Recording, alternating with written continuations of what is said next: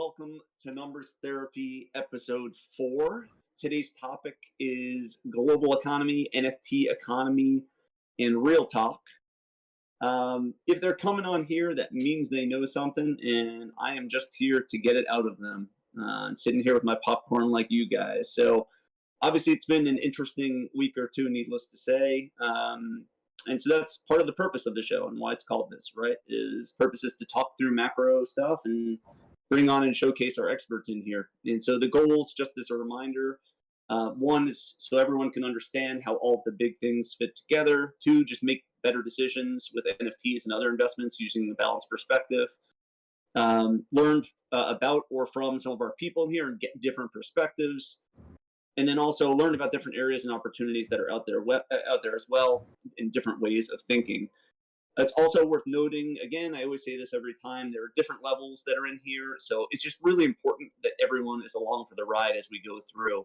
And that and there's room for everyone in here to ask questions along the way. So please, if you have questions, even if they feel like they're very elementary questions, even if it's a definition or otherwise, please drop it in the guest questions chat and we'll answer it. It's just really important that everyone is along for the full ride. And then lastly, important note and disclaimer, none of what you hear in here is financial advice. It is all opinions. So without further ado, my dude Laser, aka Chris Rock, he has spent a lot of time, and I've spent a lot of time ripping apart macroeconomic issues with him and other theoretical issues. He's certainly been a bit more vocal as of late in chat and vocalizes his concerns about risk levels and loves talking about price appreciation being the best form of utility projects can give, which I don't disagree with always. He's, of course, serious, but joking a bit there, and we'll get to the price appreciation piece soon. We know he played some ball at Michigan and Ohio State, so he loves football too, though I'm not sure he's an all-day or a candy collector anytime soon. So with that in mind, welcome our dude Laser to the show. All right, dude. So you want to talk about first just a little bit of background on your experience and how you get into trading and NFTs and all that good stuff? Yeah, for sure. First of all, I just want to hit on the point of like, please feel free to ask questions and hammer me with whatever you guys want to talk about. But yeah, I kind of just grew up, always had an interest in business and technology. I majored in econ and took some coding classes on the side. Turned out I loved software development and coding. Should have switched my major, but I didn't, so ended up graduating with that degree in econ. But pretty much right after graduation, I taught myself software development and worked as a software consultant for about 4 years.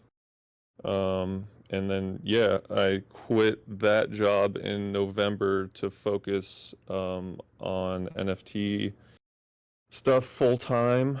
How I got into NFTs, when COVID, let's see, yeah, so like March 2020, everyone was obviously stuck around the house with lockdowns and whatnot. So I started like passing the time, by listening to podcasts, which I had never done before, and I really got into. Can you guys hear me? Yeah, we got you. Okay, Yes. sorry, my computer's acting like I can't. Okay, got into like finance and economy podcasts, and that kind of introduced me to Bitcoin, which I had totally written off for years and years, and that led me to learning about ETH and just took me down the rabbit hole of the blockchain and like just all the possibilities that it can bring about.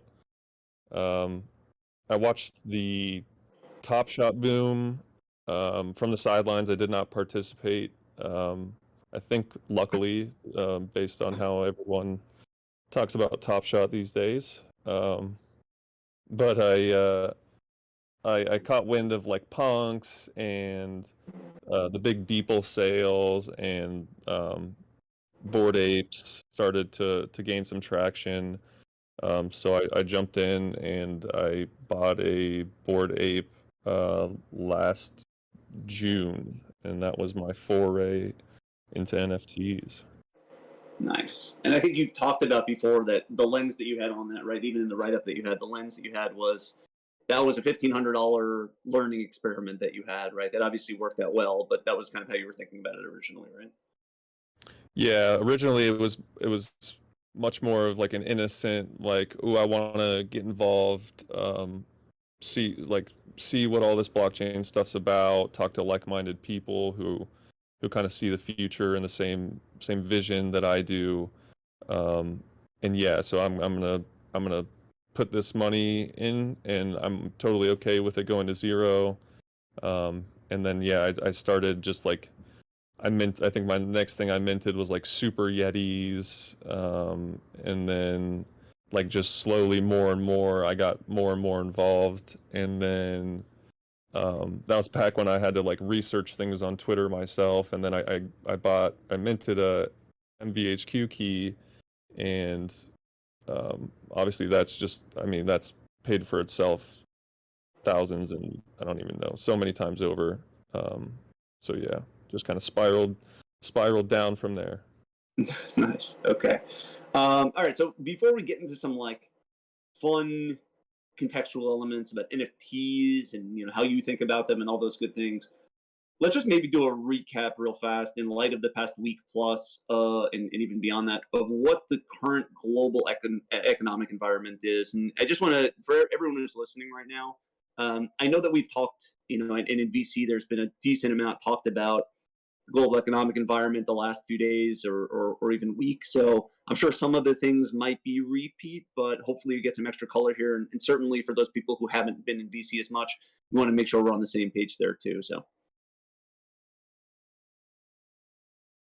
Yep. You want me to just go ahead with Yeah, go for it. all right. So I guess I'll start kind of like what happened in March 2020. COVID hit. People had to stay inside, and so that pretty much paralyzed the economy. Um, and so we had to find a way to stimulate the economy so that we wouldn't be, you know, forced into a recession back then. Um, so the Fed responded pretty much with lowering interest rates and quantitative easing, and this was to encourage spending, and just keep money flowing through the system.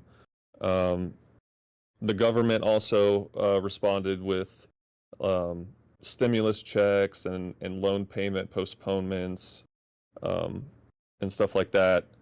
And this is all to just pump the money into the economy and stimulate growth at a time where um, there would have been no growth at all. Um, and then fast forwarding to now, that's kind of led to this price inflation that the Fed is now trying to get under control. And the way that they're trying to get that under control is doing pretty much the exact opposite of what they did in March 2020, and that's increasing the interest rates and then doing some quantitative tightening. And so what they're really trying to do is like decrease the demand for goods and services and assets, which hopefully will bring prices back down to a stable equilibrium price. There are some things though that are out of the Fed's control, that like the the thing the first thing that is like supply chain congestion, um, which was kind of caused by COVID. And there's just like there's too much demand and there's not enough supply, and so that's pushing prices higher. Another thing that kind of happened semi recently is there's been more severe COVID lockdowns, specifically in China, um, which has further congested the supply chain. Um, so yeah, that's kind of where we're at right now. And the Fed, that's why we're seeing the crashes in the market, as people trying to figure out and weigh in the future of these interest rate hikes and the money not being as free flowing as it has been. Yeah. I mean, it's safe to say too, right? And I think one thing worth calling out is even with the Fed having printed as much money as they did previously, like obviously we've had the Russia situation come up and some other things that didn't exist previously, right? But we would have had some version of this, maybe not to this extent, but some version of this probably regardless, right? Yeah, definitely. Okay. All right. So with that as a frame, and I don't see any questions. And by the way, let me just, I'm going to break it up a little bit more today because we went a little bit fast there on the global economic background. I'm sure most people are already there, but just to make sure we're fully along together, now would be a good time. If anybody has questions on what Chris just said regarding the economy, please drop it in. Else, we'll kind of go ahead from here. I'll just pause for a sec. I don't see any typing or anything. So Yeah, all right. real quick. One thing I did want to mention that I haven't really heard talked about much is if the Fed and the government like struggle to tame inflation and it shows like their weakness in their powers and they're unable to keep people happy. I think like I don't think this is like something that could happen in the very, very short term. Um, but I think Bitcoin and crypto could gain like quite the narrative with the whole decentralized money type of thing. So I wanted to bring that up and just kind of touch on it as something to keep in mind. Yeah, that makes sense. That makes complete sense what you're saying. Yeah, I mean that was of course the original intent, right? And it just gets possibly magnified in this case, although right now it's a little bit ugly. So okay, so with that all as context, do you want to talk to how do you view the NFT market in light of this context? And then also just like how do you view the NFT market in general, right? As it pertains to like global economy and different asset classes. And this is, this is like the beauty of the show, right? Is you giving your take on this. And I'm sure there's some overlap that exists, but you have your own take on it. So please. Yeah, for sure. I guess I'll give the disclaimer. I've been personally liquidating and flipping all of my NFTs since December, and I don't currently own any. Um, so take my opinions with a grain of salt with what you will. Um, but yeah, I view NFTs as probably one of if not the riskiest asset in the world currently. And then, like with economic danger and uncertainty, people tend to sell assets, and usually the riskiest ones get sold off first, um, keeping safer one over time. Sorry if that's loud. There's some loud shit going on. But yeah, that's pretty much how I'm viewing NFTs right now. I think they're just the farthest out on the risk curve, and I would personally, just think about your risk tolerance and how much you're willing to lose. I guess I wouldn't throw your whole net worth at NFTs. Yeah. I mean, I think an important thing to call out that I think most of us have talked about plenty of times, but it's worth kind of talking about, right? Um, is NFTs don't play well when there's chop in the market, when there's volatility in the market, right? Because predominantly people like that. People like volatility. You can trade volatility in both directions. So NFTs generally need stable conditions at some price level or another, more or less, right? Unless there's like a really strong crypto narrative as well, possibly, right? Um, and so I think that's worth calling out. So I think what Chris is kind of saying in short is, you know, and I see a question that popped up, but I think what Chris is kind of saying in short is we're kind of we've been sliding down, right? It's the short version of it. So NFTs right now, and here's where it becomes a little bit interesting in different shades of gray here, but NFTs, like you'd be trading a little bit into the wind, for lack of a better description, right now, what the market's doing, what they're doing. It doesn't mean that NFTs, from a conceptual standpoint, are not relevant. Of course, that's why we're all here. But you are trading into the wind to some extent. And is that a reasonable enough summary, Chris? Yeah, definitely. I totally agree. Okay. Medium just says in here, by the way, we can easily answer this question real fast. What percent cash are you holding? NFA, of course. So you're not an NFT so much if you feel comfortable disclosing. And I guess the definition of cash is an interesting one these days as to whether stables qualify for cash. Right. But yeah, if you want to answer that question real fast. Yeah, I'm 100% in cash. Okay.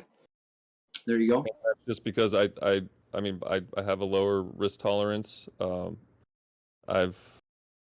mean, that wasn't the case throughout my NFT trading history, but slowly, I guess I've been of them. I think I even mentioned this to you, Aslo, but it's like I heard back when the Fed was pumping money into the system, people would always say, "Don't fight the Fed, don't fight the Fed," meaning, you know, if the Fed's going to do that, then, you know, put your money in assets like, you know, get your money out of the dollar.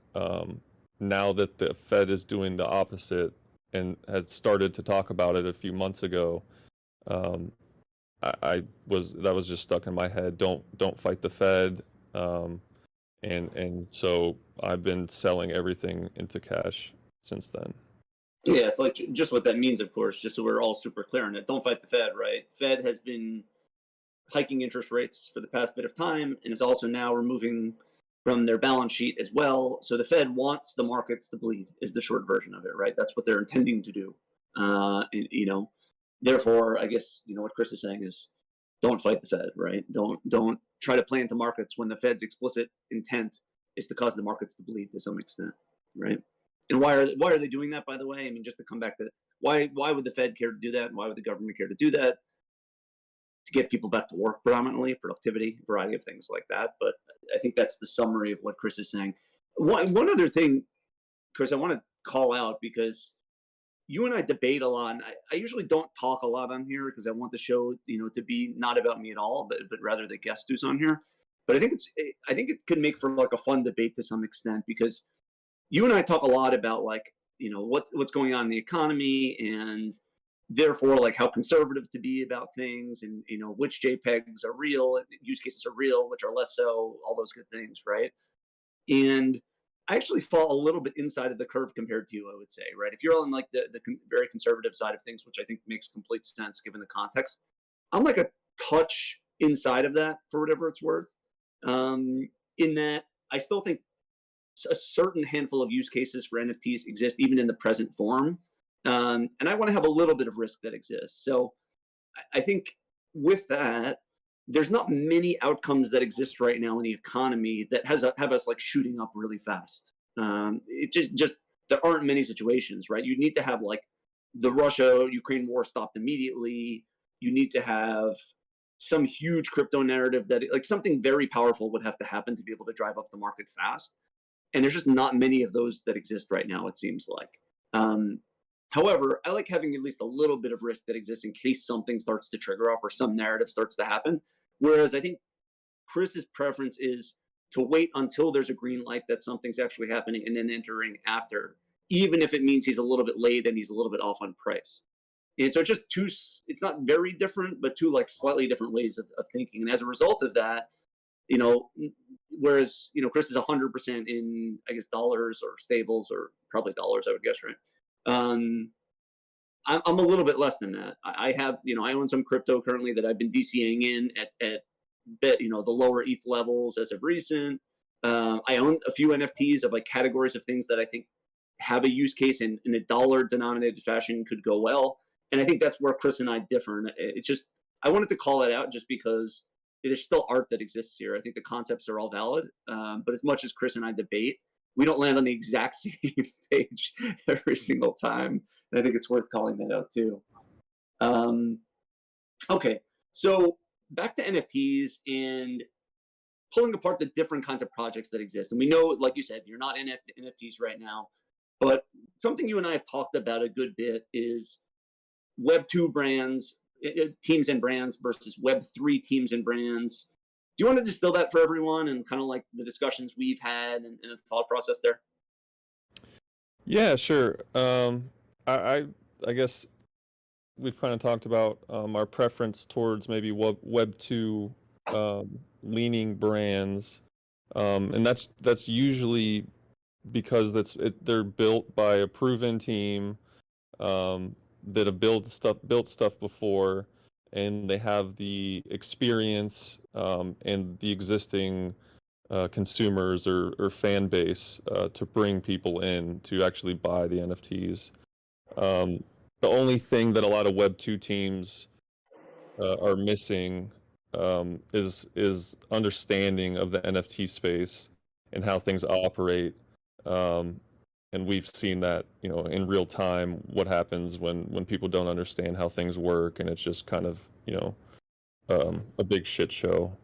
Um, the projects that I'm more bullish on, um, are the ones that have the Web 2 recognition, but they've kind of either they have the Web 3 understanding themselves, or they've partnered with people that help them understand how the space works. And like, for example, that would be like Nike and Artifact and Adidas, and partnering with Punks and the Apes and G Money, because they already have the consumers, um, and they've been able to partner with people who have been successful in Web3, um, to kind of, you know, make this perfect storm of both understanding and bringing new people in.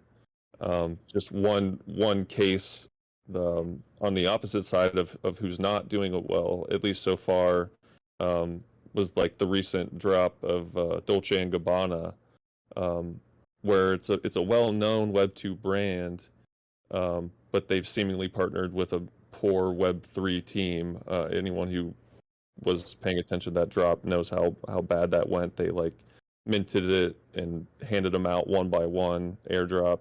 Um, and so, yeah, I think that speaks volumes for their ability to be successful in the space over the long term. But yeah, Thanks for laying that out. Do you mind if I build on top of that too, and apply that from like a results outcome financial perspective too, and kind of what that means as a result? absolutely. Yeah. So, I mean, Chris laid out in a really, far better fashion than I would have, kind of how we were thinking about it and talking about it. But here's what I think that means to like range of outcomes at the end of the day for these projects, right? If you take a brand like Adidas, just as an example, and there we could choose anything, it doesn't really matter, right? But take a brand like Adidas in this case, depending upon like how big of an initiative this is for them, and it seems to be like a reasonably big one because they're partnering with metaverses and things like that, and have the relationships with apes and all that good stuff, right? um, they kind of can't afford to have a very public gaffe that exists, right? Especially if they're in that deep, because it would kind of put their brand reputation not at risk because they're still Adidas, but it would damage their brand a little bit, right? Especially with this consumer base into a space that's becoming more emerging, as we all know. So I think because of that, and then on top of it, when you also include the fact that there's like utility that exists, right? So there's like real fiat value that exists for the items that's kind of a bit more rational. And you put those two things together, what I think that does from like a financial outcome perspective is it protects the floor, for lack of a better description. Now, the counter to that is in order to get like the really good upside in a project like that, it's not as easy as you said because they're not as Web3 centric. Also, they have a bit of rational value. So like the more rational value you have, it becomes a little bit harder to pull up the upside because people know what that's worth in dollar denominated terms. For instance, the jumpsuit might be really cool and the beanie and everything might be really cool, but we know what like semi-limited edition, 20,000 unit, cool swag looks like on eBay, right? It's, what is it worth? Maybe like $1,000 or something. So that's not going to make up the majority of the price. So it has to be more emotional, Web3 digital asset oriented things, I think, to pull up the upside of it. But the downside is protected, right? Because we know what the value of those goods are. We know what a conservative scenario is for the digital things are they produce. We also know what Artifact looks like if you're contrasting it, to Artifact, right, and what that price is at. So you're like kind of protected on your downside to some extent. So I just wanted to play that out in terms of what that meant, and I think it could be applicable to almost any Web 2 native company or brand, as long as you think they have pressure on them to maintain the integrity and the relationships with their customers. As long as that exists, that will hopefully protect the floor. And that doesn't, as we've seen, like that doesn't always exist with Web3 brands, right? Where they don't have that same kind of pressure, for lack of a better description. So, okay. So moving on from there, you want to talk a little bit on like categories of NFTs and how you think about the different categories and the related investment? Obviously, right now, as you said, not so deep in, but just from like a general sense, how do you think about the different categories and investing in different categories? Where's your head at with those? Yeah, so I guess the first category that kind of kicked off the whole boom is PFPs. So that's one.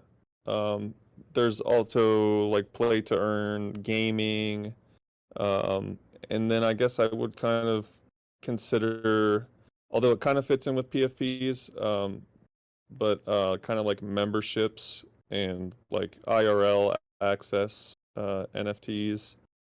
Um, as far as how I think about them, um, PFPs they're kind of at the whim of like social signaling to me. Like Bored Apes obviously have been able to be so successful and be worth so much because they caught um, on with celebrities, and so just more and more celebrities have bought them, and it's become kind of this digital flex, this way of signaling to your peers, look how much money I have, or look how cool I am, or things like that. Um, Play to earn. Um, I'm not very bullish on play to earn at all, and I can walk through a few reasons why. Um, and that's because you need players to play the game. Um, Making people pay for NFTs isn't the easiest, most effective way of getting people to play.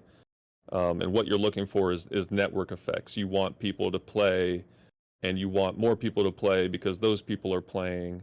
Um, and so there can only be so many games, and I don't see a world where like the world is employed by um, doing dungeon raids or fighting grinding Axie Infinity and stuff like that.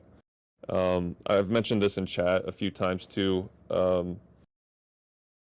but the world's best economists can't effectively or efficiently like regulate the dollar, but we're supposed to rely on all these like game devs and crypto native people to regulate their respective in-game economies, which I just don't think is feasible.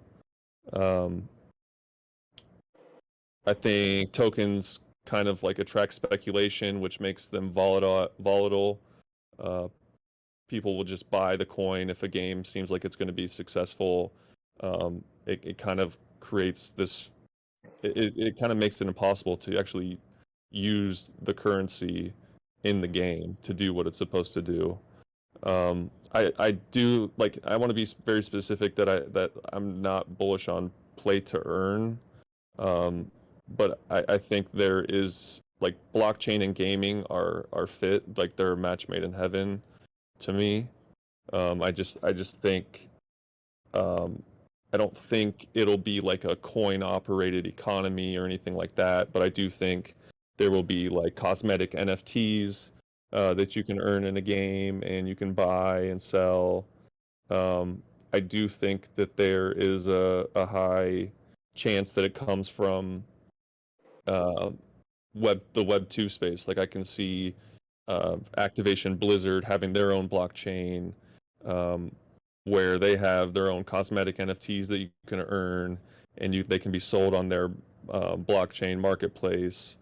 They can take the royalties and still have some sort of control on what's going on. Um, and then yeah, memberships and IRL access. I think I'm actually like I'm pretty bullish on it. I don't know if we've seen it done successfully to a huge extent yet. I don't think the technology is there either. as far as like proving that you own NFTs and doing it all safely and all that stuff. But I think like having this membership and being a part of a group and kind of blurring the line between the metaverse and real life is what's going to bring more people in to NFTs now. And so I think that stuff's pretty cool. I do have some other stuff that I don't know if you want to touch on any of that, Aslo. I do have some other like stuff outside of that doesn't really exist yet that I'm excited about that I can talk about. Yeah, let me just make one comment, which is on that last piece that you were talking about with memberships. I was also talking to Isis about it a good bit, and kind of the way he kind of distilled it, which I think makes sense, is as you're explaining, we're trying to get more normies and more people into the system, right? Obviously from a trading perspective, but just from like a general perspective, we're trying to get more people into Web3. And the way he kind of explained it simply was, I can explain to my normie friends what it is like getting a membership and why you'd want an NFT for the membership as well. I can explain that clearly, but explaining, why you'd want, a picture of a rock or what, like, it's just very, very hard to explain to normies. And that was kind of the lens that he put on that. But yeah, go ahead. What other categories do you have in mind? I'm definitely curious to hear. Yeah, so and like I'm not looking at chat, but if you guys disagree with anything, want me to explain anything, to like fight me, like I encourage the questioning. I like to grow my thinking as well. So yeah, but other than that stuff, I'm really excited for NFTs like as a technology. I think the way that we know NFTs now and that the public sees NFTs it's just so nascent. It's so early. It's not what they're not even close to the potential of what they could be. I'm really excited about using them for like high friction purchases and helping them have less friction. For example, and companies are already starting to do this. But like imagine purchasing a house on the blockchain as an NFT. You can like fractionalize this NFT. Say you fractionalize it into 10 NFTs, and you can sell those 10 NFTs to investors. You can rent out the property. You can seamlessly distribute the rental income to all the NFT holders. It's just all like it's all done on a recurring basis. It's all handled by smart contract, things like that. And then you can earn royalties as the original homeowner every time the investors sell to another investor, things like that. I think anything like music NFTs and the possibility of royalty sharing, and that goes further into like I think I would be more bullish on like Web 2 brands like Bored Apes and Azukis and stuff, if you were able to buy and that gave you the rights to a certain percentage of merchandise sales, things like that. But I know there's a bunch of different, laws and things that need to be developed around that stuff. But those are use cases that kind of excite me and would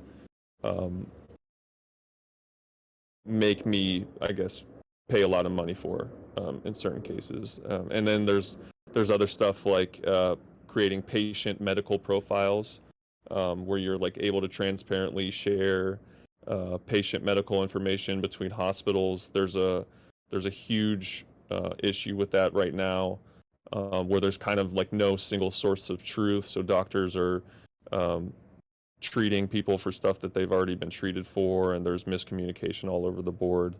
So those are like a few examples of how I see NFTs being used in the future. I know a lot of that doesn't necessarily give us a lot of room to profit, but that's just kind of how, as the market matures, there's just less speculation, there's less there's less room to profit.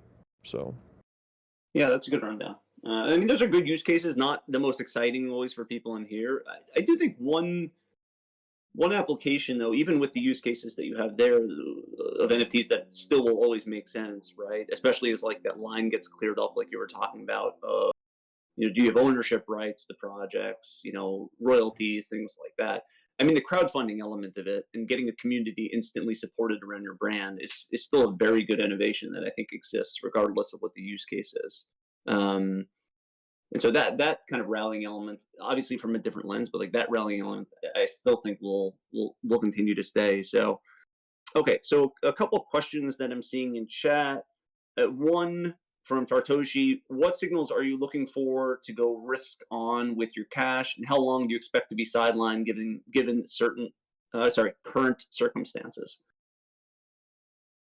Um, I'm not gonna lie. Like, seeing the crazy crashes that have happened recently, I'm starting to look into when are good times to get out of cash and back into assets. I feel it doesn't feel. I mean, I don't think like it would be bad to start DCAing into these levels and stuff like that.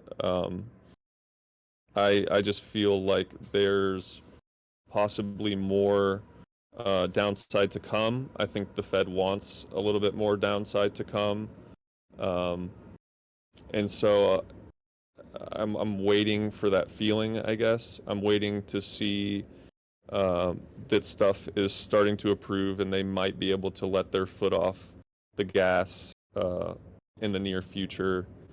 I'm also like I'm pretty I'm decent at technical analysis, so I'm watching the chart, and I have certain levels that I'm eyeing on certain assets that I want to purchase, um, and we haven't necessarily hit them yet. So I guess I'm waiting for that as well. But we're making our way there.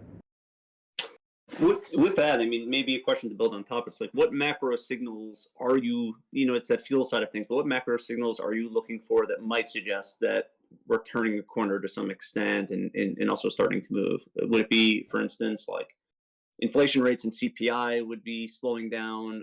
Certainly people in terms of data, or just people that you see around you going back to work and going back to jobs that maybe weren't in jobs previously? Like what data points are you looking at?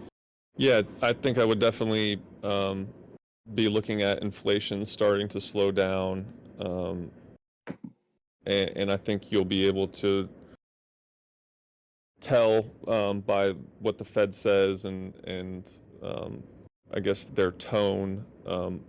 They usually like they always try to give like warnings before they do what they're gonna do, type of thing. So you got to just, I guess, feel it out, try to be ahead of the curve. But I also want, like, this is like, I want to feel everyone's like pain. I want to feel like people are hurting, and that is like the best time to buy. And I know that's kind of fucked up to say, and I'm trying to say it in a nice way, but like once you start seeing signs that people are hurting, or people are upset and people have to sell their houses, or they're forced to sell things, that's when I'm really looking to step in and start buying.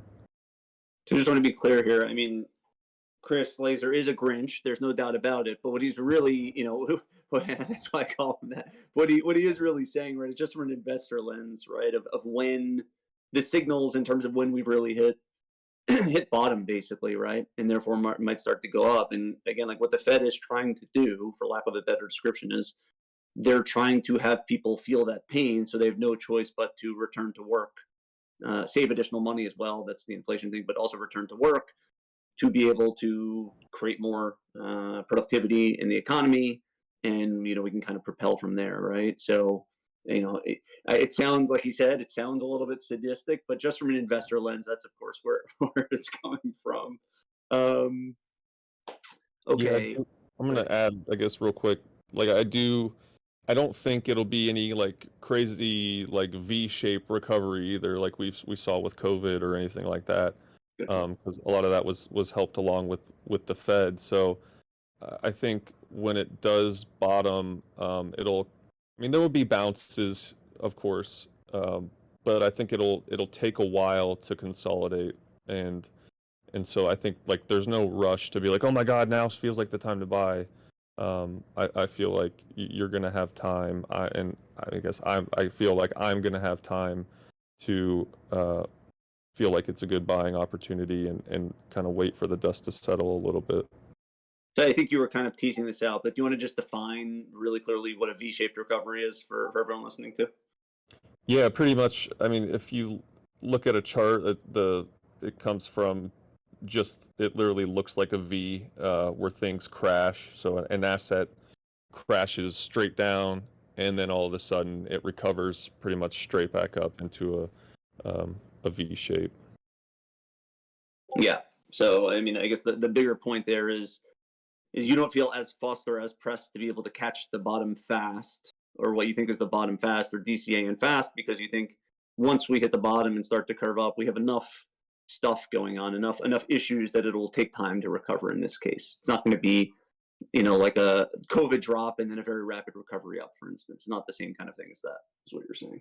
Correct. Yeah, and I think like there could even be a huge bounce that we see right now, but I think it will return, back to where it is now or lower. Um, I just think you'll see bounces, but then you'll see kind of this like this calmness, almost like a boring feeling in the market. Yeah, that makes complete sense. So, quick one is, what tools and sites do you use for TA? Um, I I use like I do all my TA on TradingView, which is the website where you can look at various assets and their charts, and it gives you tools to draw lines and um, have a bunch of indicators on there if you want. Learned TA just from pretty much like relentlessly beating my head against the wall, watching videos, following a bunch of people um, on Twitter. You kind of have to distill who you follow. There's kind of a lot of junk too, so that's kind of trial and error. Um, and then yeah, just like reading articles, watching a bunch of videos. Um, just really, I mean, just with anything, just time. And I'm happy to share the people that I follow and have learned from, if anyone's interested, for sure. Good stuff. So Scotco asks, where are you investing your money? But I think, as you pointed out, you're not investing your money, right? You're holding cash right now, and I think it sounds like going to hold for at least a little bit, maybe dabble in some things. I think one other thing that I want to call out that I think is interesting is we're still kind of linking. I want to make sure we just split asset classes for a second here and like tease this apart if you're down for that. Hmm. So stock markets, equity markets are down, right? And they've been down and kind of declining for some time. Crypto also down, and those two have been very, very correlated for the last batch of time, right? As the stock market goes down, crypto goes down, and they kind of have been going hand in hand for a while at this point, right? Um, but as we know, NFTs don't necessarily go hand in hand with those markets. And in fact, when those markets stay flat, sometimes it presents an opportunity for NFTs to be able to stand out and be a riskier, more volatile and action packed growing asset class, right? And so I'm not saying I explicitly think this, but I think this setup, if even if the price of ETH were lower than it is right now, let's say, and we were kind of hit a bottom and we were kind of boring and established to some extent, the setup in theory could look good for NFTs to be able to be that asset class that has innovation and has excitement, all those good things. I guess the only nuance that I would maybe call out is people need to have money, of course, to be able to invest into NFTs, right? And you remember, like, you and I talked about this a little while back too, right? And so the need, of course, here is that people have to have money to invest into NFTs. So I'd love to hear your thoughts there, your updated thoughts there, because it was a little bit back when we talked about this. What are your thoughts in terms of the NFT markets? Do you think that once we kind of hit a bottom or at least kind of range, let's say, that with the right catalyst, it could reopen up the NFT market again and create some excitement? Like, what are your thoughts there in general? Yeah. Um, I think really any um, ranging type environment that leans a little bit bullish, or anytime that the markets are increasing, I would look for people to start feeling good. Probably want to get involved, throw some money around into NFTs a little bit more. Um, my concerns are that morale is so low, just because, I mean, we've had the perfect storm of other deeds draining the market, Azuki, FUD, and all kinds of stuff like that. We've had the whole Luna UST thing, and then macro as a whole is crashing. So it's hard. It feels like NFTs are definitely getting stepped on right now, and it's hard to see where they can really like flourish again. I'm worried that the pool of buyers is just continuously shrinking. I don't like. I think we saw the huge influx of normies and people trying to make money in the January, February time. And now I think that the pool of buyers is only shrinking. Um, but there are still people, I think, that will be around and ready to make some money in the meantime. But I do feel like it'll be much more. At least I'm gonna be here and I'm gonna be trying to make money when I feel like I can. I would be looking at like short-term plays only, um, because I just it feels to me like it would be much more of like a everyone's throwing around the same pool of money um, together. And so yeah, it is worrisome. I think the only like people have been having a bunch of money. They had a bunch of whole money since COVID, and now I think people are starting to feel the fear and feel like maybe I shouldn't spend this money. Maybe I should save it for a rainy day, or chicken costs more, so I need to buy chicken now. Um, so yeah, I guess those are my thoughts on that a little bit. Yeah, so I agree with you I'd say for the most part there, to build on top of what you're saying. Um, I think one thing that could help protect and I think two things maybe slightly different, and like, this is the fun, right? The 5-10% difference that we were talking about. I guess the one place where I think a possible evolution of this market could be more attention and focus on the projects that have more tested use cases, maybe real life crossover, things like that. Because I still think at the end of the day, people still need activity and fun activity and things like that. That's always going to exist. It's proven since the dawn of time. The question is, of course, like, and I still think NFTs are a better vehicle, right? The question is, of course, do people have money to be able to invest in those things, right? And it's no different than if we were in Web3 land or not in Web3 land, right? If we were not in Web3 land, you'd still have the same question, which is when there's a tougher economic situation and financial situation for people, can they afford to go you know to see a concert? Can they afford to get a country club membership? I don't know, whatever the use case is, right? The same kind of issue that exists.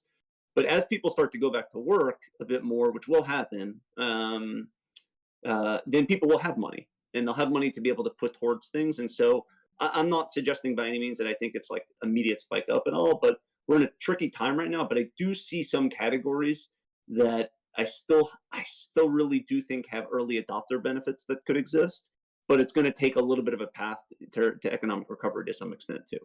And I think that's the one delineation I would make, maybe, is like the Web 2 crossover piece. So I think maybe we see a bit more emphasis on different categories for the near term, possibly. Yeah, I I will agree with that. But I will say that I always have to put my Grinch in.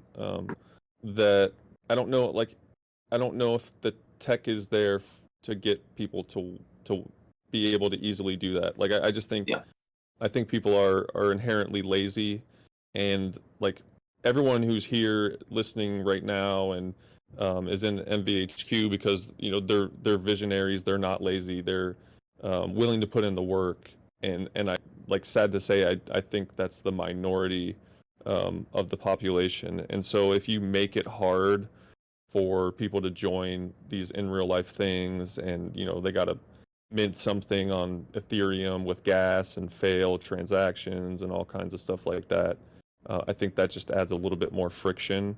But yeah, I mean, I talk about all this stuff from a very like I consider it a realist point of view. That doesn't mean there can't be narratives and dreams and speculation on certain things. So just want to throw that caveat out there too.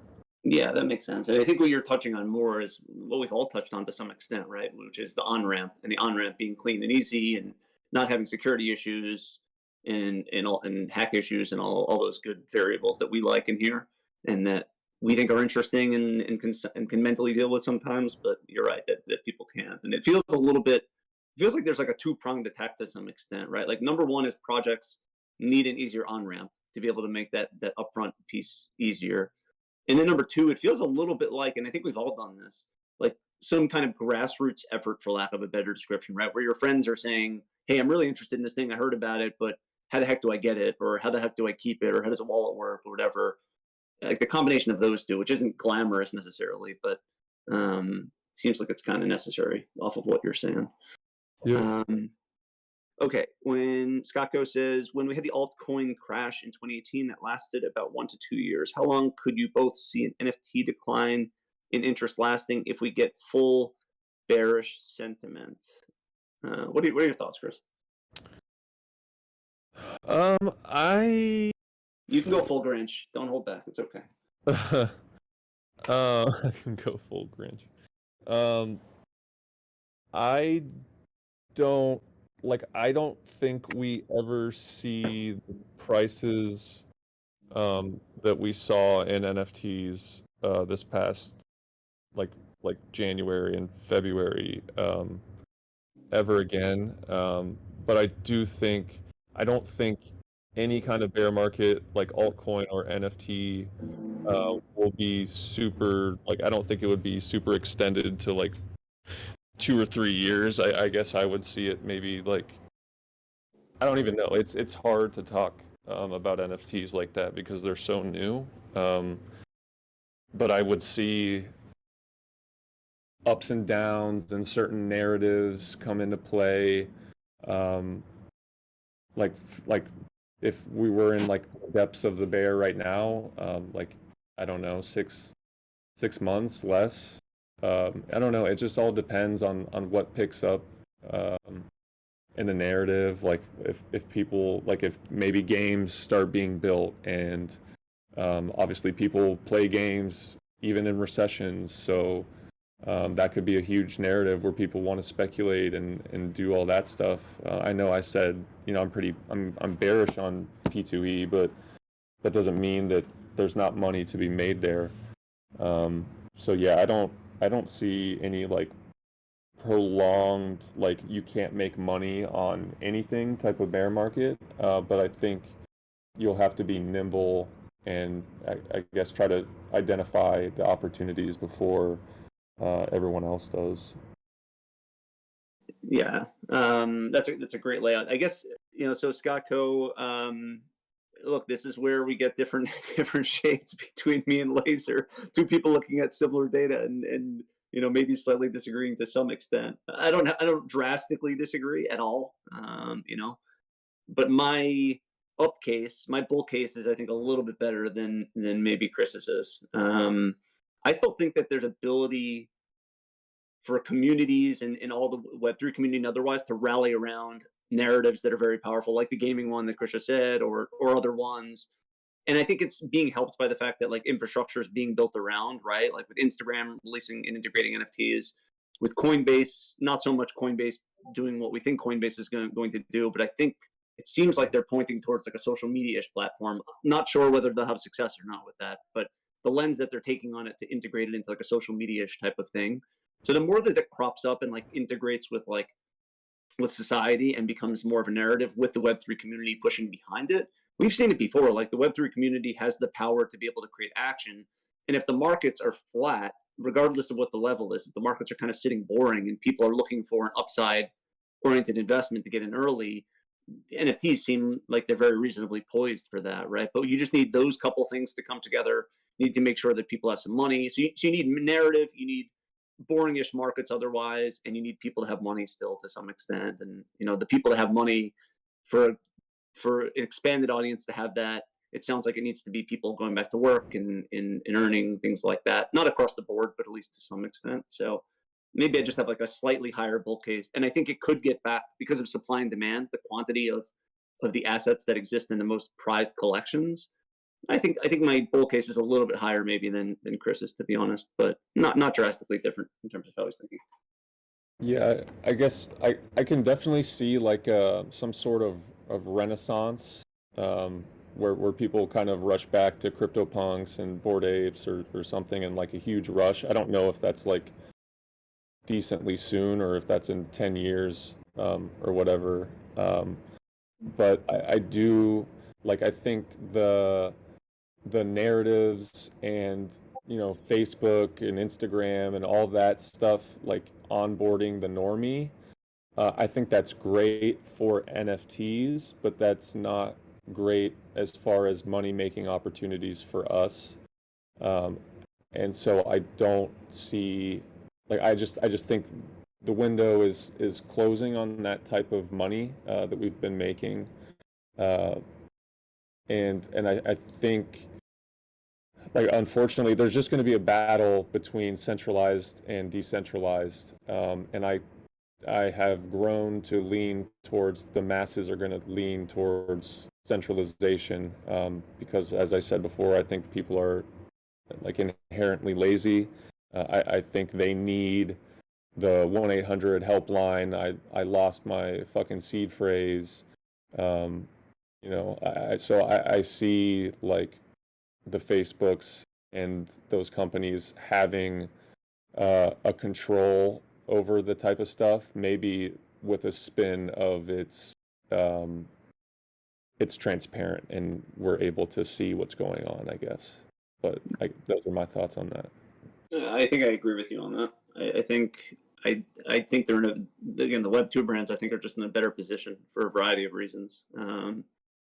Which then comes in like a philosophical issue, right? Of does that still suit the needs of what Web3 people want? It's tricky, right? It's not a perfect situation that exists. Yeah, it's a little bit of a tricky situation. So okay, are we good? By the way, Chris, for like 5 or so more minutes? Are you good? Yeah, I'm good. I'm chilling, hanging out, having a good All right. time.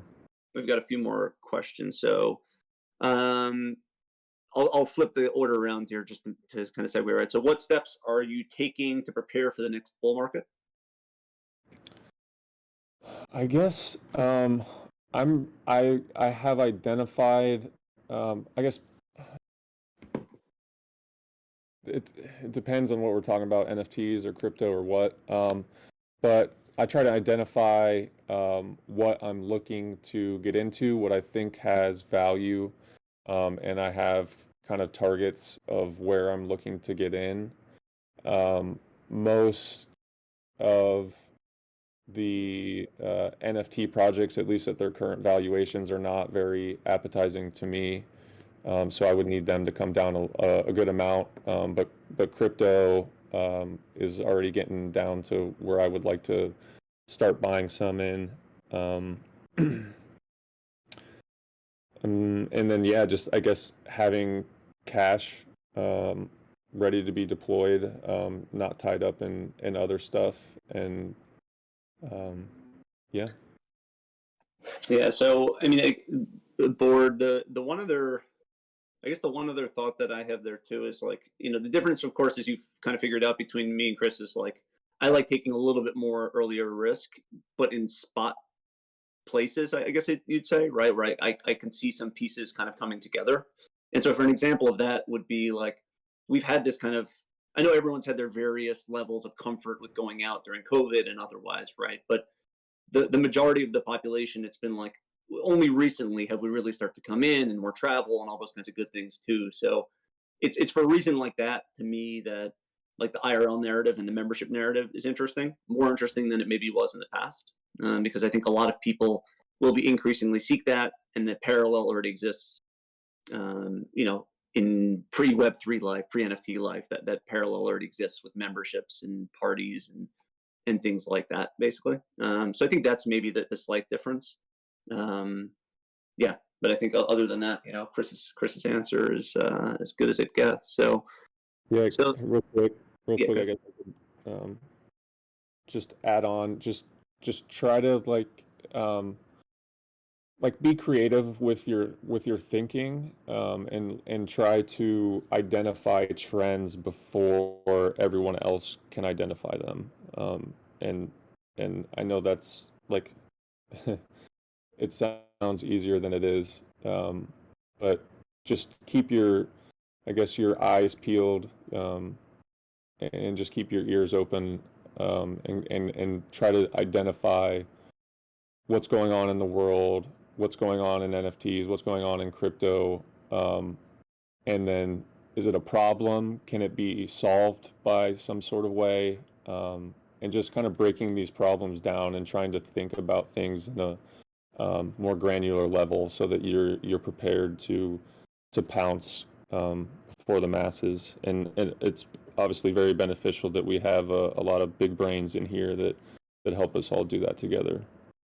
yeah. I think one possible way to do that, by the way, is like in all cases, in anybody's case, I think it's absolutely necessary to monitor like what's happening in the world, what's happening geopolitically and with the economy. And you know, even though again I hate the fact that it's slanted that so much this way, the US economy, because that is kind of what drives markets more often than not, like it's necessary to kind of stay on top of that regardless. But there's two approaches I think one could take to really being on top of putting the pieces together.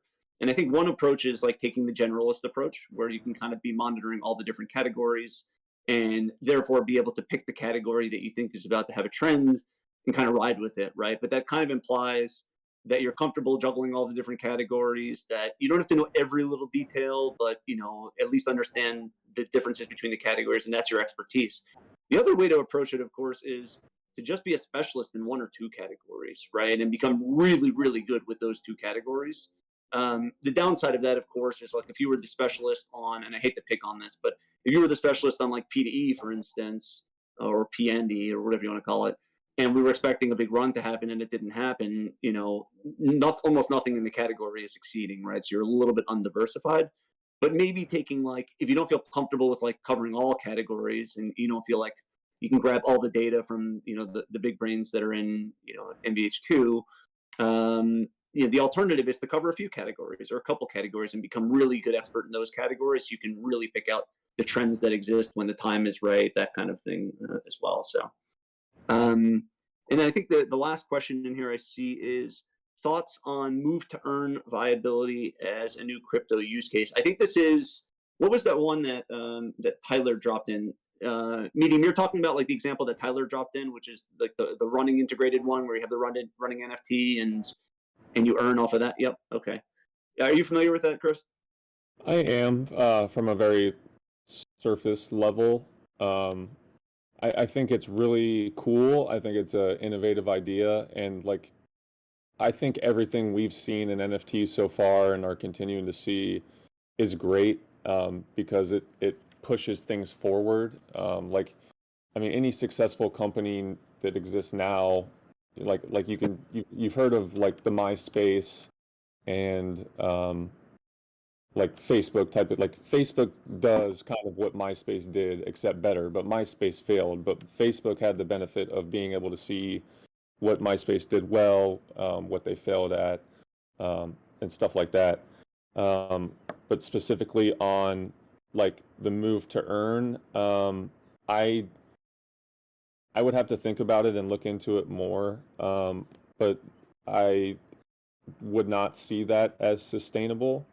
But I think using NFTs in that sort of fashion as like a motivating thing is really cool. But yeah, I don't know. I would have to think about it and see where I think that could go. But I just like off of my viewpoints on like play to earn, anything with tokens and coins is in my eyes an unnecessary abstraction away from ETH or the dollars that just adds much unintended volatility and um, stuff like that. But yeah, I guess I don't know too much on it to speak on it too in depth.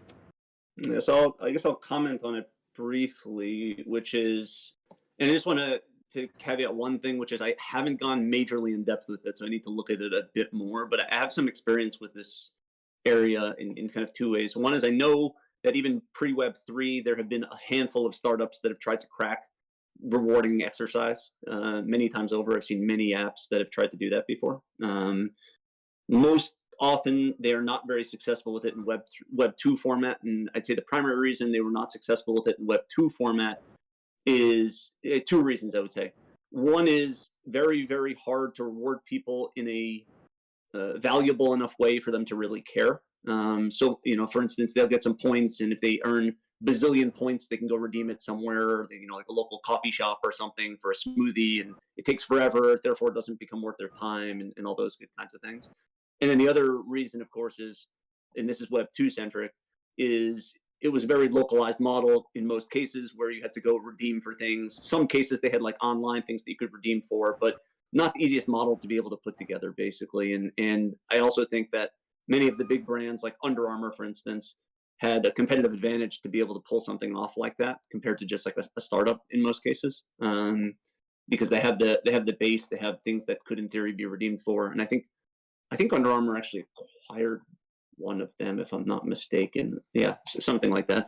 Um, in Web3 fashion, it's still a kind of a reward system at the end of the day. But then Chris's issue, of course, comes in at that point, which is now you're managing a token economy, which is prone to traders, which is prone to volatility. Also, you're still not going to earn in a dollar denominated fashion, probably enough to really make it worth your time. And if you are, then it's going to become Ponzi-ish and probably tip over at some point as well. So, yeah, exactly. You just nailed it, Kai. How are the rewards sustainable? So in Web 2 land, the rewards were sustainable because you had deals with merchants, and merchants would enable you to say, you can use the points to get 20% off a smoothie or something like that, or you have some kind of relationship with the merchant where you the business get an at cost smoothie or an at cost deal, and so you'd only eat the cost of it, and the people would be able to redeem for the rewards. And then as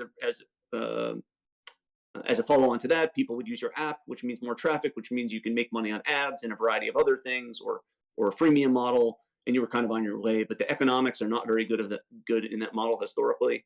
And like you're pointing out, Kai, the Chris issue of the Ponzi tip over in Web3 version doesn't seem like it would be much stronger. So again, I caveat that by saying I haven't looked enough into this model, and I know part of the model is the NFT gains value or uniqueness or things like that. But just basing it on Web 2, it's been tried a handful of times and has not been so successful in my experience. Yeah, maybe, I mean, going back to like how you can prepare for the next bull run, maybe you can see what this move to earn is doing well and what it's doing wrong, and how can you or somebody create something with Web3 that encourages people to be more active and stuff like that. So, yeah, I agree with what you said, Aslo. But just I think it's good for these things to happen. Like all Web3 and the blockchain is just like a huge science experiment, and um, failures need to happen so that we can progress. Yeah. So I think we're like 10 or so over. I just want to check. Does anybody have any other questions today? I just want to give a second or so to let anybody drop in with any final questions. Doesn't look like anything else. Okay. Oh, wait. Scott seems to have one more. So let's do that. And then, and AI as well. No, just a comment. That's not a question, Scottco. Um, no. But just summing up today, guys, I don't think the intent of today is to come out feeling pessimistic or anything like that, because I still do think, despite all of that, this isn't changing the fundamentals of what's going on, right? It's not changing the fundamentals that Web3 still has applicability, that there's still plenty of use cases that make sense. It's not changing any of that fact. And look, Chris will admit that, like, he's on the more rational side of the spectrum, right? Like, probably, I don't know, you talk, Chris, at the end of the spectrum or damn close to it. Is that fair? Yeah, I think that's fair. But I know I have a lot of my doubts on a lot of things, but I do want to emphasize that I think there are a lot of cool things that Web3 will do.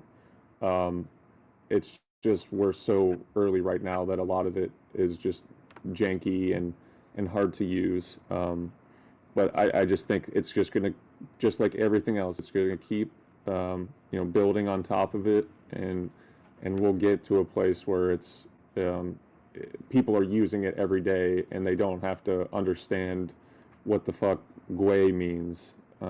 So that those are just my thoughts. I do not disagree with that. But I will call out also that definitely do own some NFTs. So, it's definitely a rational, real talk conversation, but I own NFTs for some that I think could be quite good in the near to midterm. So, for whatever that's worth too. So the intent, again, is not to have anybody coming away being like down or anything. This technology is real.